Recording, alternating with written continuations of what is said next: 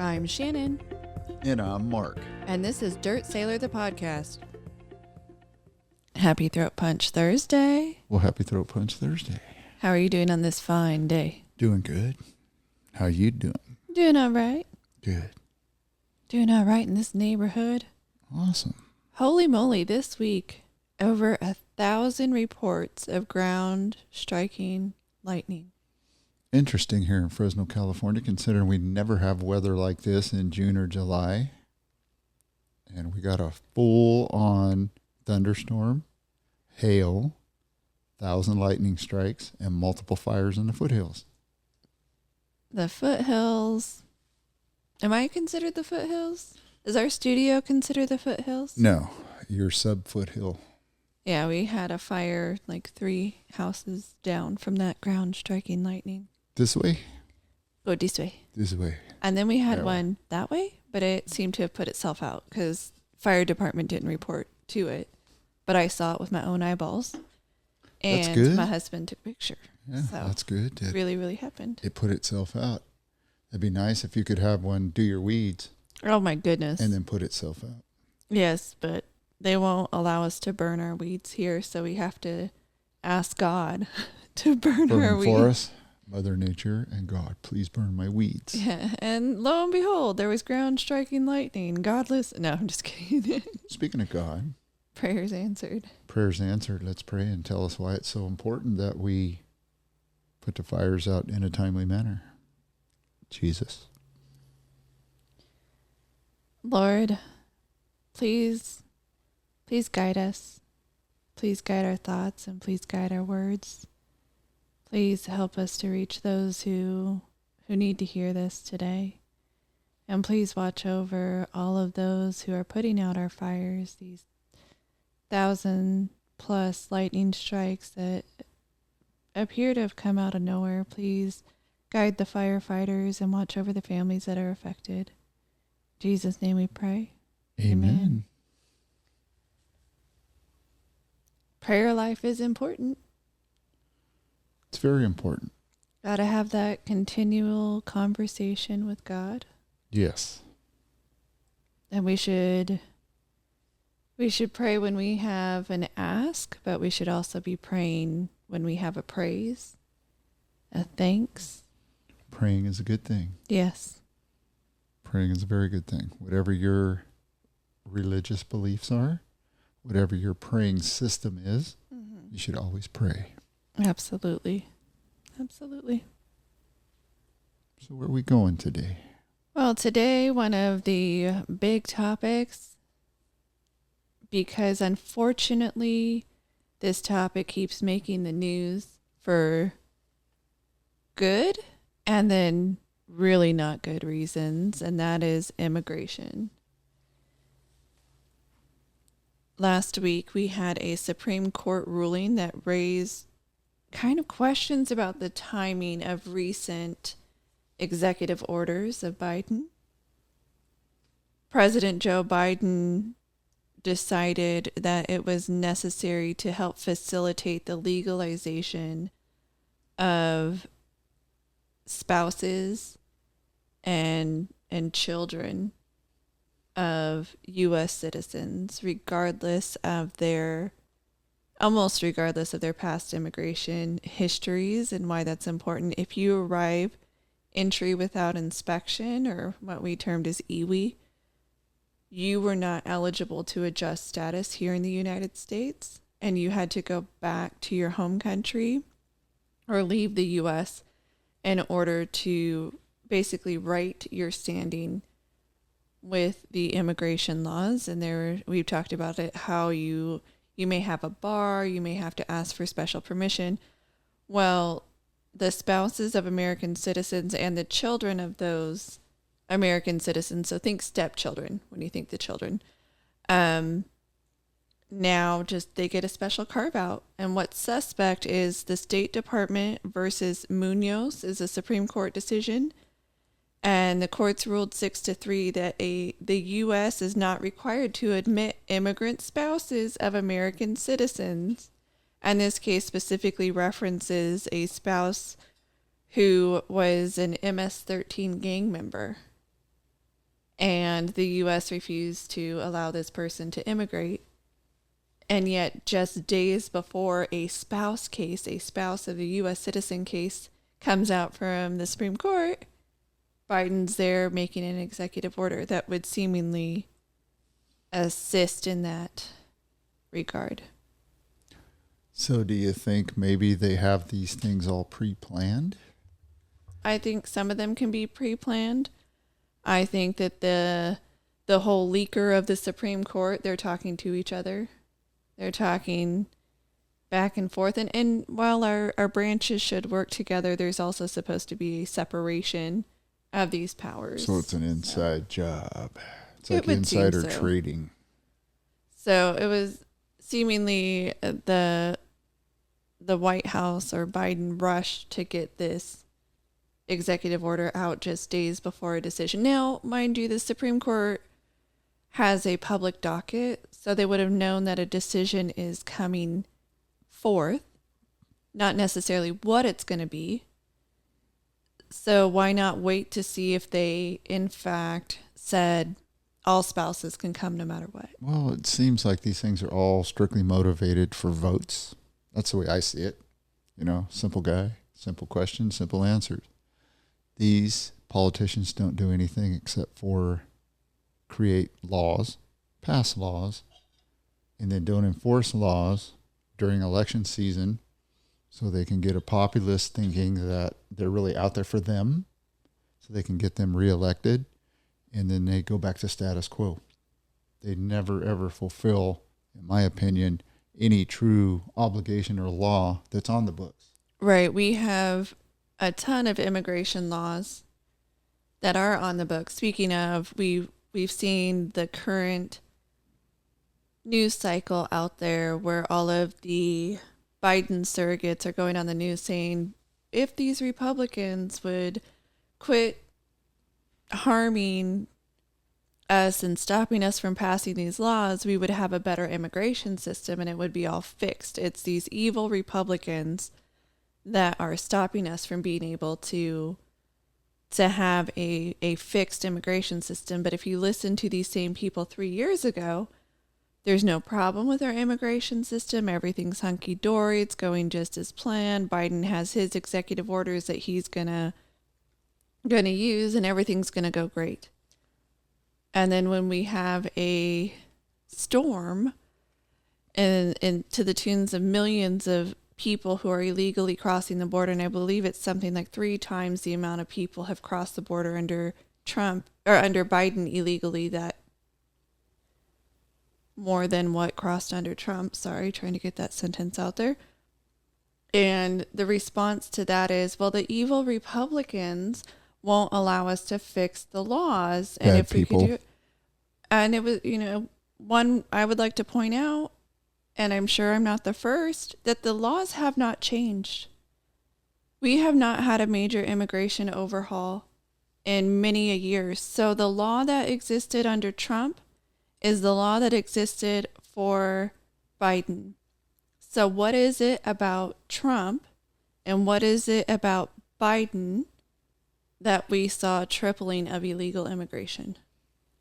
One that wants to enforce law, another that does not because they want to garner those votes. It's all about the votes. It's all about cheap labor. They can, well, I don't know if it's cheap labor now because it's $20 to... If you're working under the table, you can exploit the labor because you're supposed to. Theoretically, when you go and you apply for a job and you get accepted to that job, what happens? Show me your birth certificate, show me your social security card, your proof that you can lawfully work here in the United States, etc.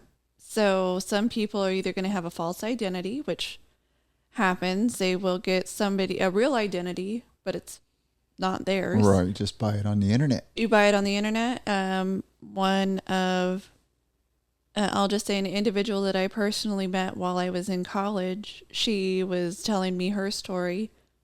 And in order to work and provide for her family, she actually bought the identity documents of a friend who was majorly into drugs, and her friend wanted money and knew that she wasn't going to work, didn't have any. So she used her friend's identity and I'm not saying, I'm just saying that's one way that it works. And I understand why she did it. And unfortunately, in her case, it was another situation where her parents brought her here as a minor. Unbeknownst to her. And so that was her trying to figure out a solution when she found out later. And she actually didn't find out, she's trying to join the military. And she saw a recruiter, went home and basically said, hey, mom and dad, I need my birth certificate, social security card, all of that. So that was her awakening as to why she couldn't join the military, was parents hid it from her and now she knew the truth. So, and if she were to leave the U.S., there would be an automatic bar placed on her. She would not be able to come back based on what her parents have done. Yes. So all kinds of stuff coming out with immigration. And I would like to note that 2 illegal Venezuelan migrants out of Houston have now been arrested and are being arraigned on charges of luring a 12-year-old little girl, assaulting her, and then killing her and disposing of her body. See, we've talked about this kind of stuff. You know, not every immigrant, not every illegal is a bad person. Mm-hmm. But we already have enough bad people here as it is. We do not need to compound and add to the problem by not vetting people and bringing in more criminality or more criminals. And these 2 individuals, from what I can tell, at least one of them had an ankle monitor on at the time from ICE. So they were allowed in, and then they were given a monitor, and they cut it off a few days later once they realized that the monitor can tie them because it's GPS. The other individual, as far as I understand, had a monitor and then kept it the length of time that the government required, and then took it off and gave it back, and then they were allowed to just... If they had any type of criminal history, they should not have been allowed to come into this country. They should have been turned around, put on an airplane or a donkey or a car or bus, and taken right back to their country of origin. Period. Yeah. Every single one of them that has a record like that needs to go home, because we cannot rehabilitate the people we have here. No. So why should we bring people that probably don't speak English, don't understand our laws, our rules and regulations, and try to rehabilitate them as well? Leave them at home. So culturally speaking, coming from other countries, culturally speaking, they're not assimilated into our culture. And not to say some Americans aren't even assimilated into our culture, but they're not assimilated into our culture. They don't speak the language. They likely don't have a desire to assimilate to that degree. Apparently, they just want to act like a criminal and do criminally minded things.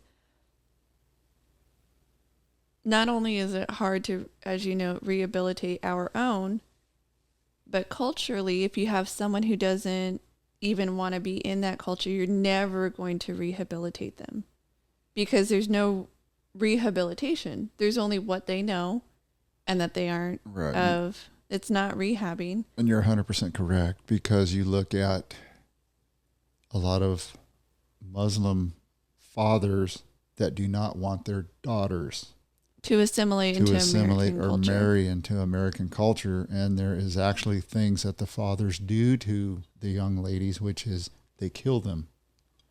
They mutilate them, is putting it mildly. Yes. So honor killings are still occur, and they occur in the U.S. It's still a thing. And I know when I was still working for immigration, I would have fathers who routinely would go back to their home country, a Muslim home country, and they would have multiple wives there. And they would have children of each of these wives that were there. And then they would file for the children, but usually only the male children, to come here. And they would leave the female children at home, at their home country, because they didn't want them to become any sort of Americanized. Yeah, and see, that's the thing in my mind, is it's nothing against the Muslim religion or faith or their group. If you want to come to this country or any other, Australia, Canada, wherever, you assimilate into the lifestyle, the rules and regulations of that country. If you don't want your girls to assimilate, you don't want your boys to do certain things, or your young men, stay home. Right. Why would you come? Why would you come here if you don't want to have anything to do with the culture of where you're Potentially moving to? 100%. Yeah. I don't get it. It's definitely a different way of thinking, not our way of thinking, and maybe that's why we don't get it, because that's not not the way we would operate. It's interesting that you talk about, though, things like that, because if you talk about reparations and things like that, and I'll let you kind of dive into that when you're ready, but there's a lot of folks in America that feel that all of our American way of life and all that is all fake. It's all built on a fake thing, because we never allowed black folks and others to realize the American dream back in the late 1800s, early 1900s. And we'll get into that whenever you're ready. No, we are. Do you have any more on immigration? No. I know it was my no, that's okay. Desired topic, because it's unfortunately, we keep hearing about it. We hear about the mother of 5 that was murdered and the individuals here illegally. We hear about the college students that have been murdered, and the individuals who are committing these acts are here illegally. And when you say that you want to stem the tide of immigration and you want legal channels to be followed, you're the bad guy. You become the bad guy by saying, hey, we have immigration laws, we have an immigration system. If we want it to work in a different manner, hey, let's fix those laws that we determine we don't like anymore. And if a majority of Americans want it, our representatives should be representing their population areas. Yes. Well, it's interesting how my father, your grandfather, was in immigration for many, many years. And their policy was pick them up, put them in a camp, get them on a bus or a plane, take them home. Right. You get, okay, Period. So many people, we need a bus full of, if it can hold 48. Okay. Once we hit 48 from that country, we're going to bus you back home. Or a plane. Okay. Once we hit so many, especially if you get a lot from that country, you're going to fill up the plane or you're going to fill up the bus. You're going to go home.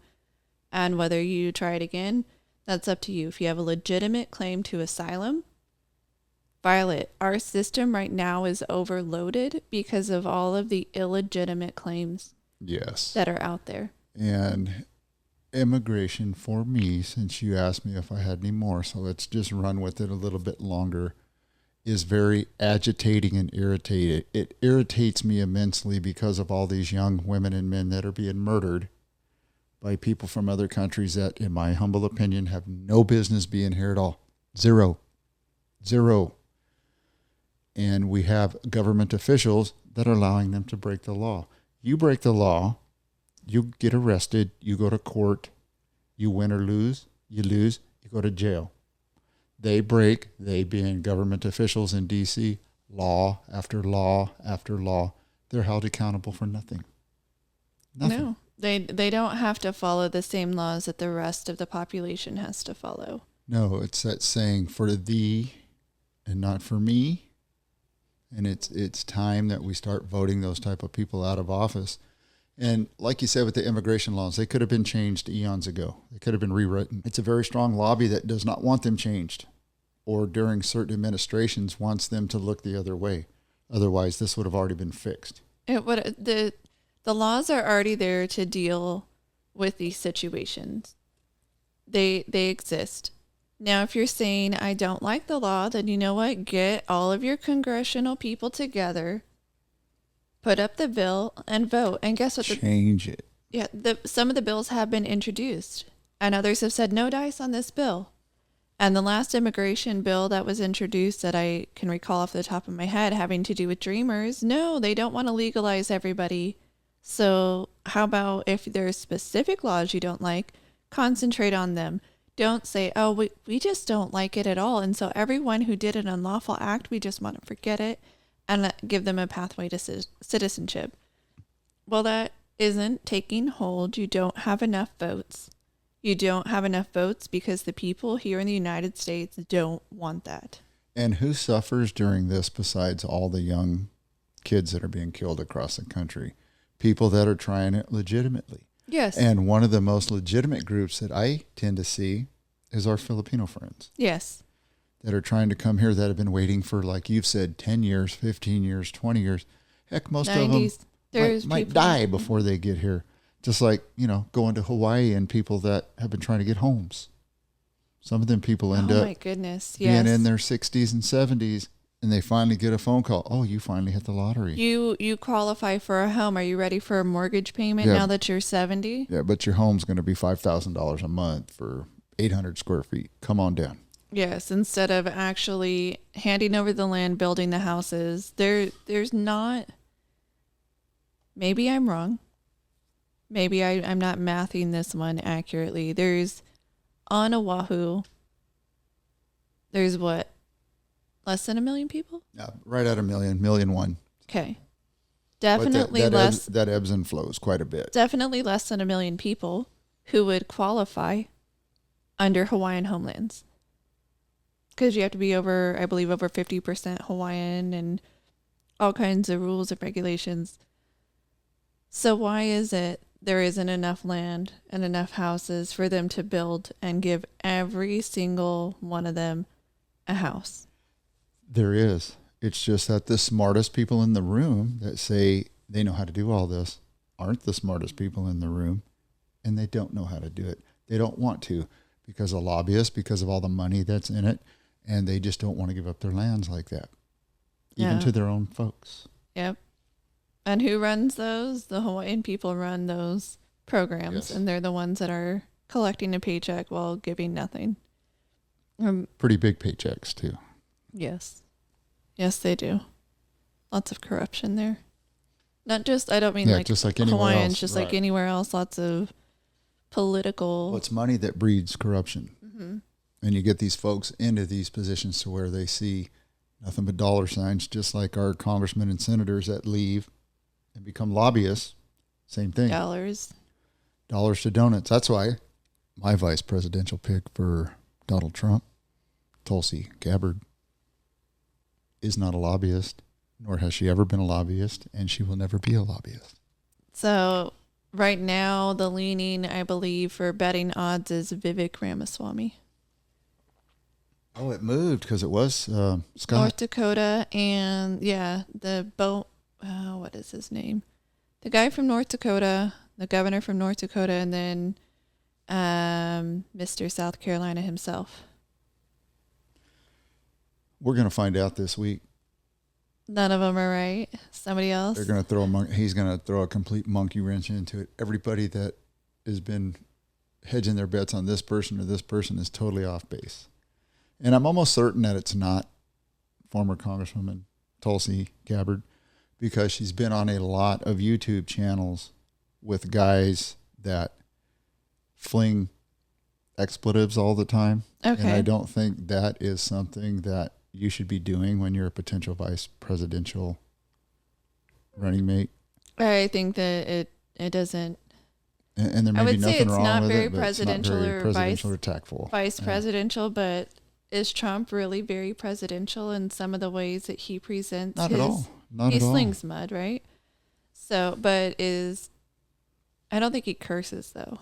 Does he curse? No, I've never seen him. He says heard him curse. Not great things that are, I would definitely vulgar in private conversation. Right. So you have uber educated people that have been president, vice president, and others back there that use their education to call you an idiot without you knowing you're being called an idiot. But Biden, doesn't he curse though? Yes. You lion, dog face, pony soldier. That's not cursing. But well, it is. Name calling. To somebody, it's name calling. Sticks and stones. So you brought up reparations. I did. Show me the money. Yes. So in California, the California senators are discussing what reparations would look like. And one of the Republicans there argued that it would be unfair for Asians and Latinos to pay slavery reparations to African Americans. And during this June 11th Assembly Committee meeting to discuss SB 1331, the bill to establish the fund for reparations, it got heated. You had some who were upset, saying that basically everyone should have to pay for it because the African American community has been disproportionately affected in comparison to other communities, and therefore reparation should just come. I think they're just, well, we got to have the biggest purse strings. So if you start excluding people and their tax dollars and their businesses, your purse gets mighty small. And so far the estimates are $800 billion in costs. So we have folks from Africa that actually helped push slavery, and we're not going to get into the specifics of whether they were white or black or different tribes or competing tribes, because we know through history whom they were. As somebody eloquently said, over on the other side of the pond in England, are we going to go after them and make them help ante up money and apologize and help pay the reparations? How many people do you think know the actual definition of reparations? Almost no one, if you ask them. Well, let me give it to you according to the United Nations. Reparations are the act or process of making amends for a wrong.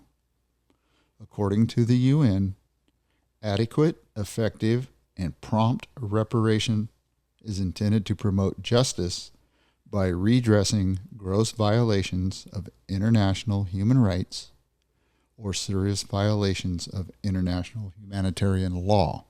Okay. I don't trust nor do I like the UN anyway, but they had a pretty good explanation of reparations. When you dive into different states and all the hot-headedness from people, then it gets blown way out of proportion. So let me give you an example of reparations. You just talked about money, X amount of hundreds of millions of dollars. Reparations would involve a national apology, rights to the cannabis industry, financial payment, social services benefits, and land grants to every descendant of an enslaved African American and black person, a descendant of those living in the United States, including during American slavery up until the Jim Crow era. And I looked at that and I'm like, wow, the cannabis portion of that, I didn't understand that. What are they saying? That the black folks have been denied the ability to sell cannabis? Or they want, well... Or is it such a lucrative business now that they think that they should have a big portion of that? Well, I know Kamala Harris sent a lot of African American men and women to prison for the use of cannabis. I believe she was one of the big ones to over-criminalize the use of. So are they saying they're going to take over that industry because they were ultra-criminalized for partaking in that? That's a good question. But let's dive into the federal government and reparations. And have we ever paid reparations to anybody? Did Japan pay reparations in World War II or after post-World War II? No, and I think they absolved themselves of most responsibility. Well, I thought so too. However, they did make reparations to a couple of countries. Really? Yes. Reparations amounting to U.S. $550 million or 198 billion yen were made to the Philippines, and U.S. $39 million or 14.04 billion yen to Vietnam. Payment to the International Committee of the Red Cross to compensate prisoners of war, POW, of 4.5 million pounds sterling, which amounted to 4.54109 billion. When did they pay these reparations? Just post World War II, according to... Okay, so sometime after sometime 1946. after 1946. So I know even until the early 2000s, when I was in Japan, they were still not apologizing for all of the women that were abused in China when they were marching their way through China. Yes, and here's what I found to be interesting, which was a clip just right after that one. So they kind of tie in together, which made me go, huh. So did the U.S. pay to rebuild Japan after World War II? This is like a reparation as well. Scholars estimate that between 1946 and 1951, the United States contributed more than $2 billion to rebuild schools, factories, and other institutions that the war destroyed. So how many of those $2 billion do you think went into Japan's coffers for them to then turn around and pay the Philippines and others, even though we also helped rebuild So we just move money the around? Philippines? It's just cyclical and moving money around in a big circle. What is that? Yep. Pop, pop, pop. Bunch of people die. The U.S. government, other governments just hand money out and dole it around. Gotta love that. I mean, so bringing it back to California, the bill that I mentioned, there's actually 4 that have passed out of committee, I believe, because everybody wants reparations. And I know our state isn't the only one who's doing that. So looking at it historically, have we paid reparations? It would appear that the answer to that is yes, but it also appears that they're timely reparations. Yes, which we've given money to the Indian community, and I don't mean the Indians from India. Native American Indians. We've gave them land back, or we've given them land back and cash and social services and everything that they said should be done during reparations. But the black community, for whatever reason, has been kind of left in the dark. So much so that today, the average white family has roughly 10 times the amount of wealth as a black family.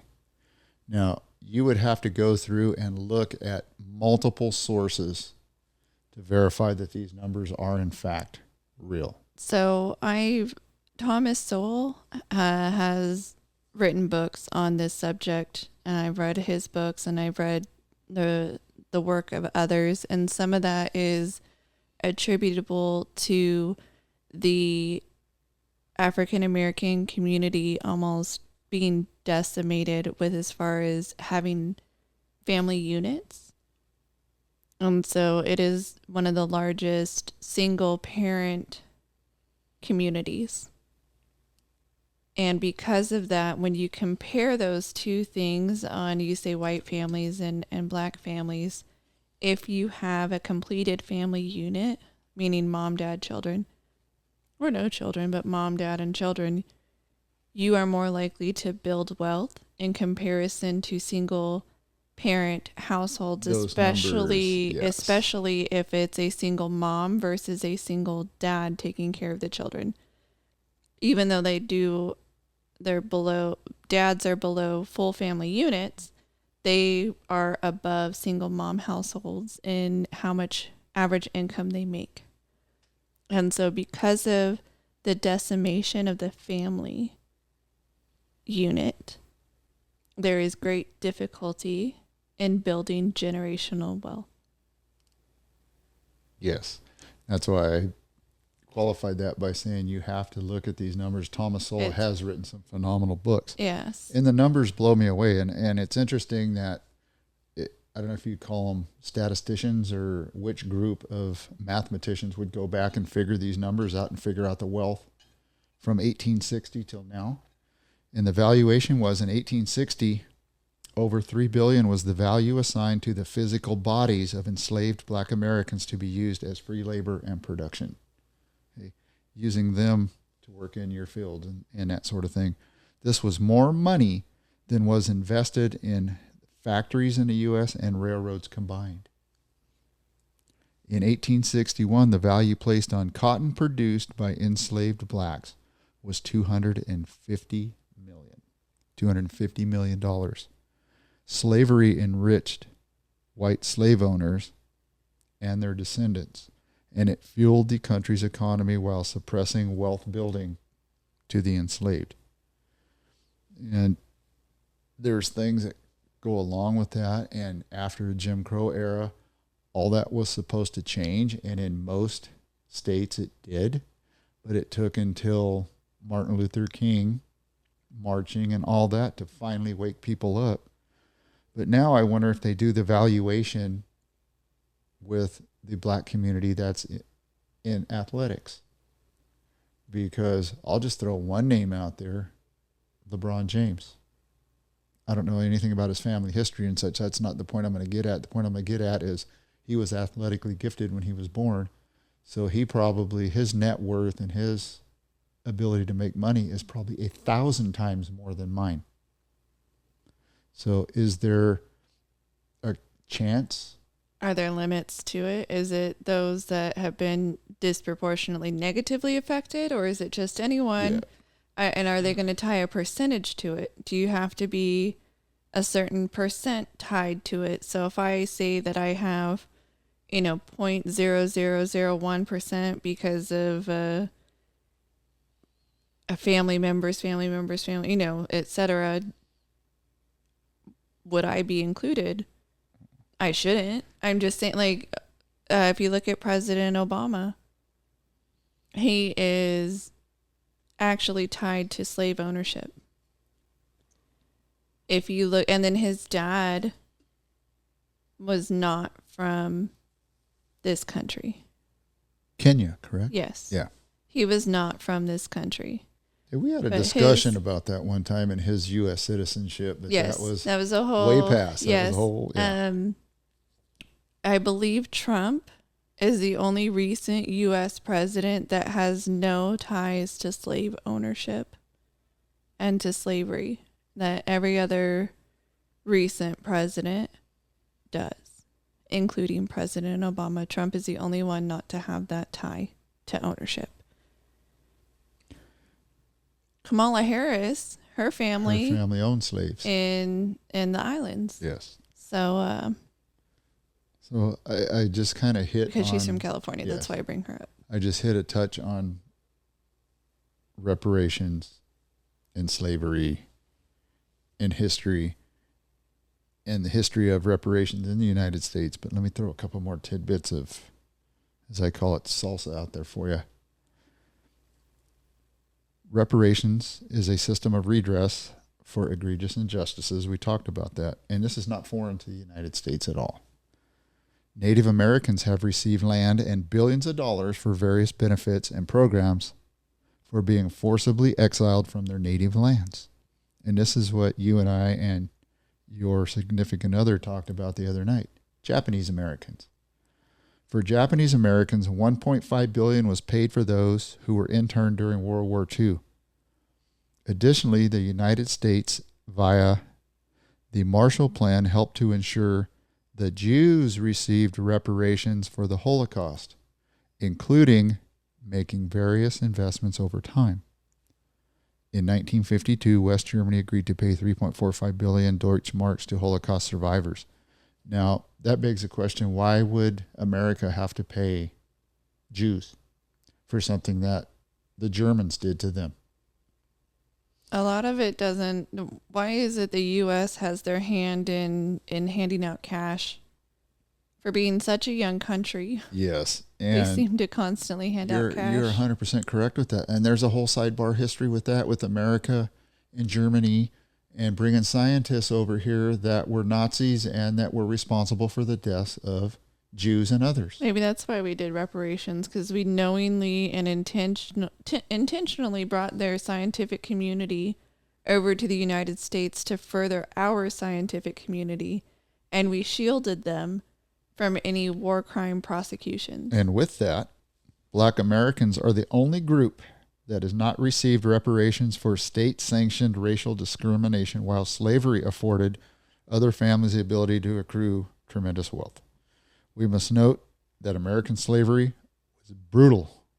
15% of the enslaved shipped from Western Africa died during transport. They were regularly beaten, lynched, and were charged for frivolous infractions. And like you said about marriages, slavery also disrupted families, as 1 in 3 marriages were split up and 1 in 5 children were separated from their parents.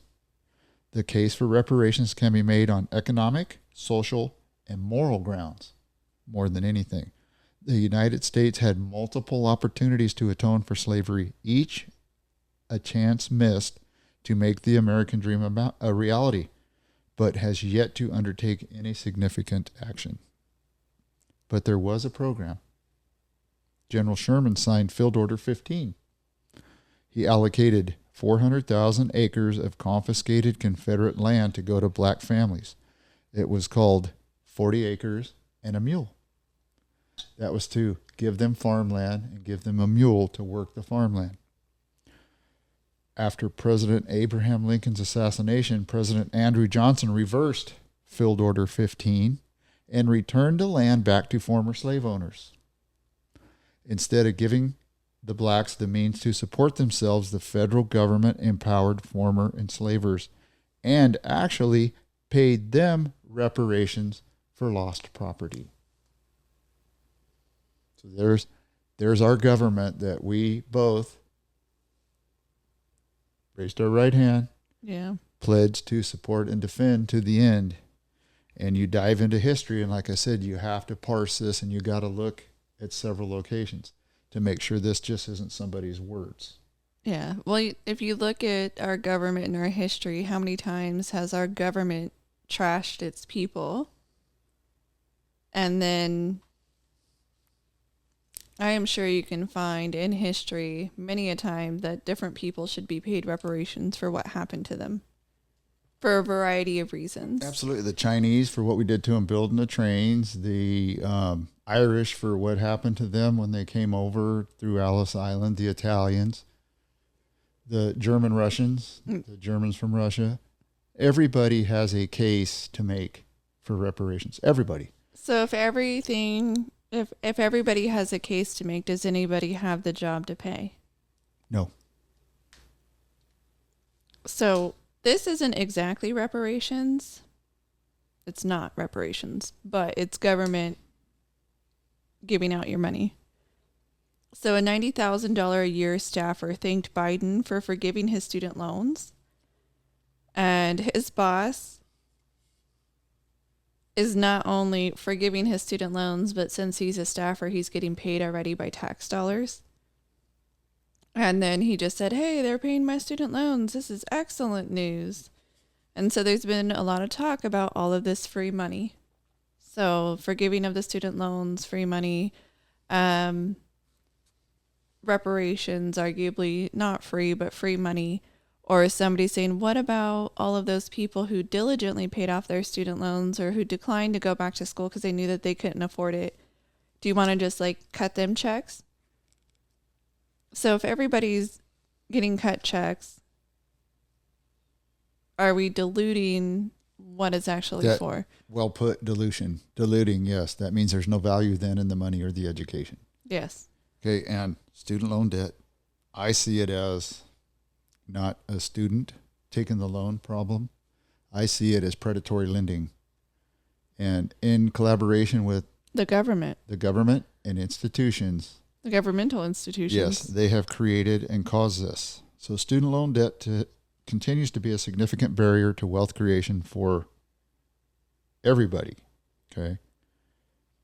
40% of one ethnic group compared to 30% of the other have debt of up to $45,000. A lot of them in their 50s still owe at least $20,000 on their student loan.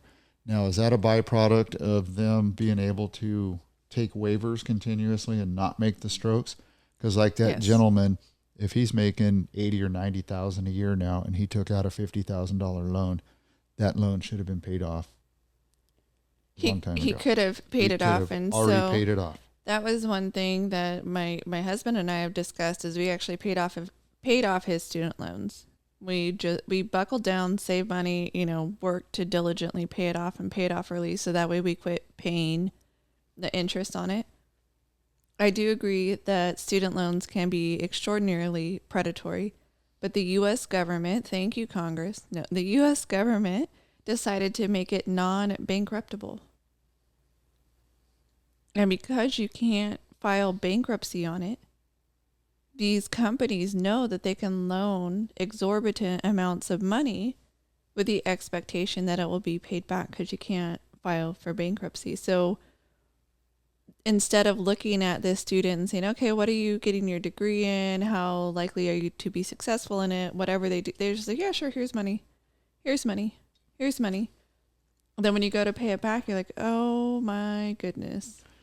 Yeah, very this much is a really big bill. That our state, California, the average student loan debt, we're the highest.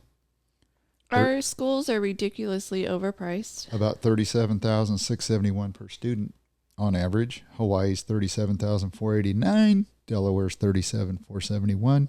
North Carolina's $37,370. When I looked at going back to school, because I had my bachelor's degree, I was actually looking at going to law school, and I wanted to go to an ABA accredited law school. That's I don't want to say it's the gold standard, but it means you're going to a good school, or it should mean that you're going to a good school. They're going to educate you enough that you should be likely to pass your bar and move on. ABA accredited law schools, even at the worst rated ABA accredited law school, was over $50,000 a year. So if you don't have, and you're not supposed to work if you're going to school full time. Nope. So how are you going to pay $50,000 a year with no job? You're going to take out loans. You're going to unless borrow. you're just independently wealthy already, or you have a spouse that can pay all your bills. $50,000. So you're coming out with $150,000 to $200,000 out the gate. And even lawyers, when you're first starting out, 50, 60, 70 grand a year, maybe, if you're lucky. Depending on if you're hanging up your own shingle, you're trying to if you get a government job, at least it's a paycheck. But you're not making that much money starting out. So doesn't that beg the question to you then, why would we open our borders and just let people that are uneducated, do not come with money, flood the country? Yet the people that are here that potentially have an education, would like to further their education, and would like to do it almost free. Because if we weren't giving the money to the 9 million others, there would be plenty of money. Yeah, we talk about wanting to do all of these programs. And while I may not be a big advocate, I don't advocate for having everything be a government program.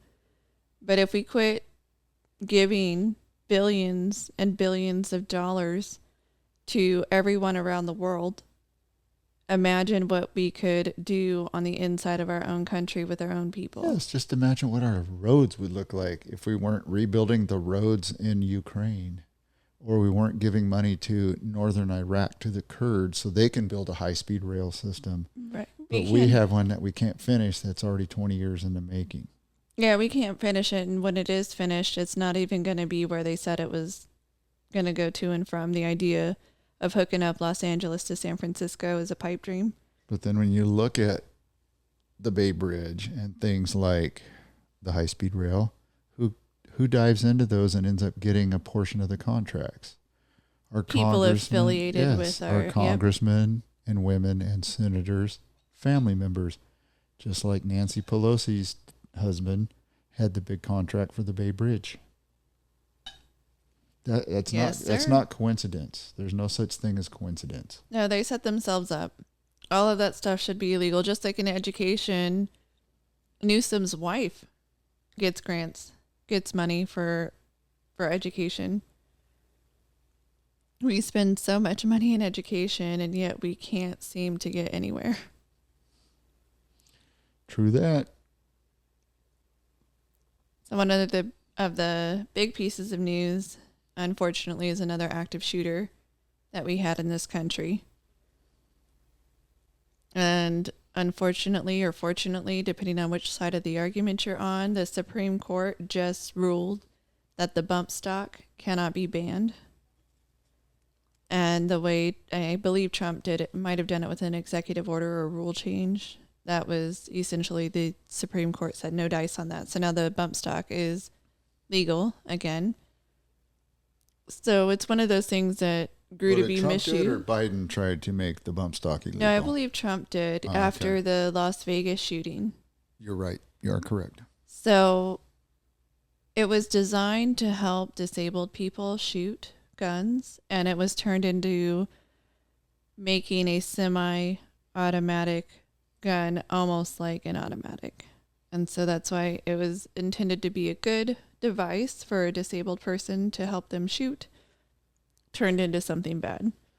So they'll have to decide on that. But well, people need to come to the conclusion that there's bad people out there, and no matter what kind of device you give them, they will turn it into a weapon of war. bad people can do bad Yes. things. So California actually has some of the more stringent laws in this country. We've had magazine bans. We've had gun type bans. We've had age bans. We've had background checks.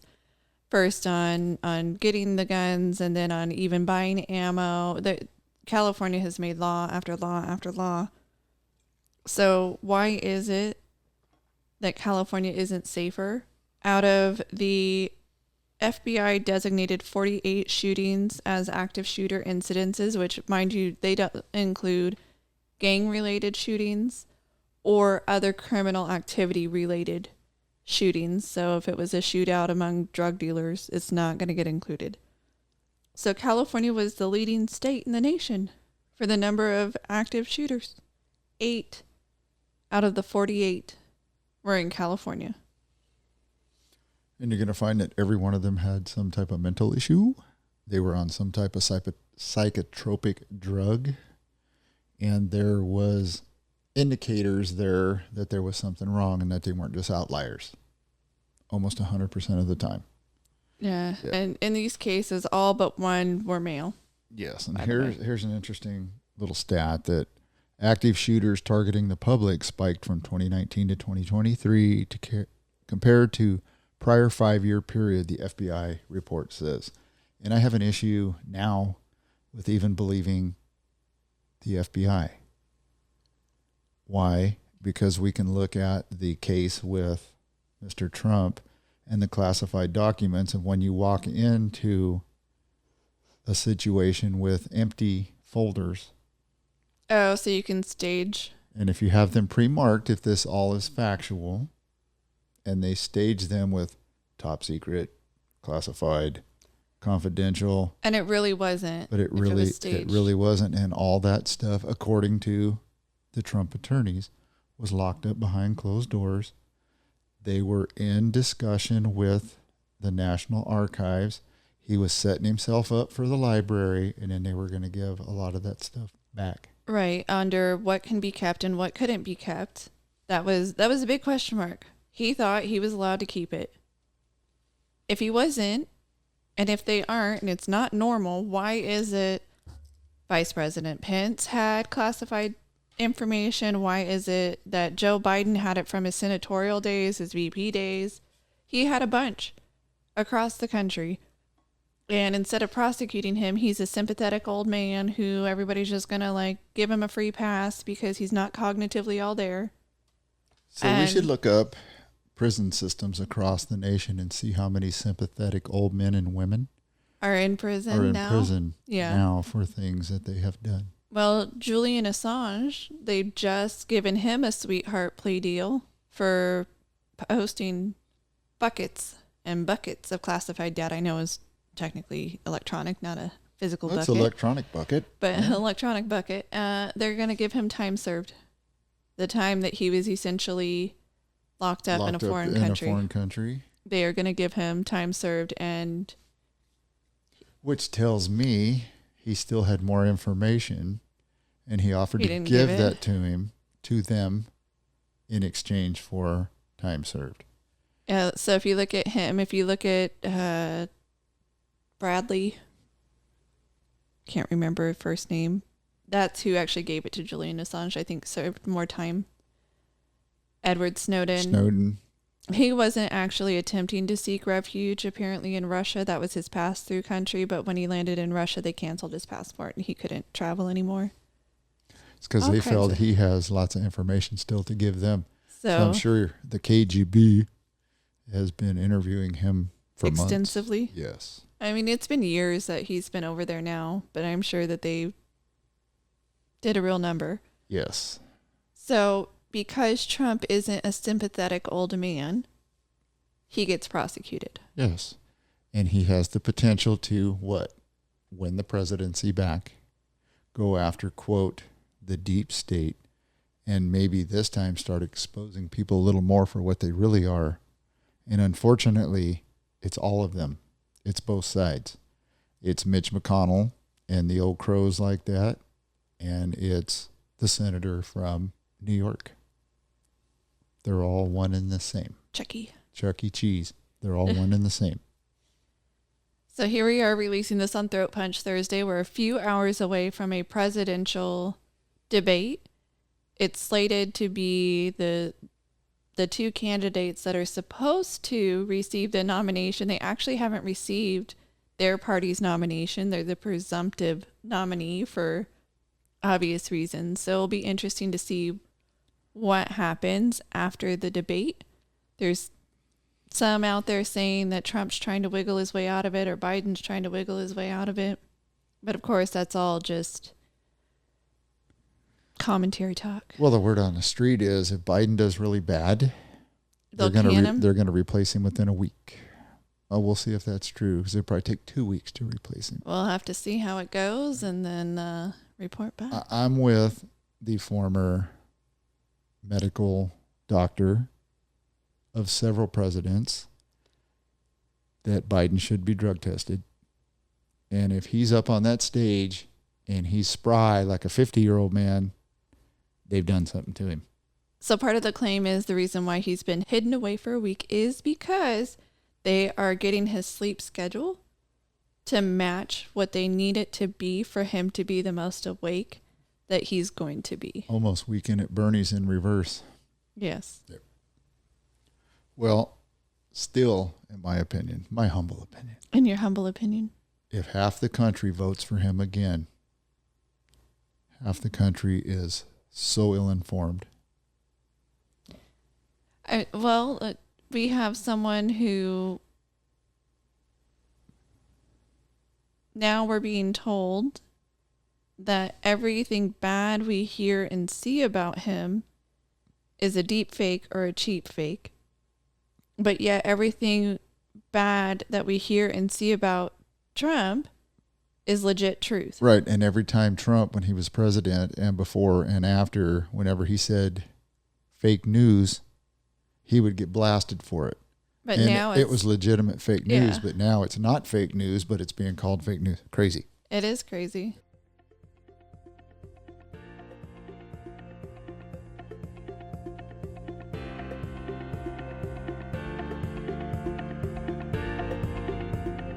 This has been a podcast produced and edited by the Dirt Sailor Duo. Mark and Shannon are a father-daughter team who both served in the United States Navy. This production is protected by copyright laws. Until next time, anchors away.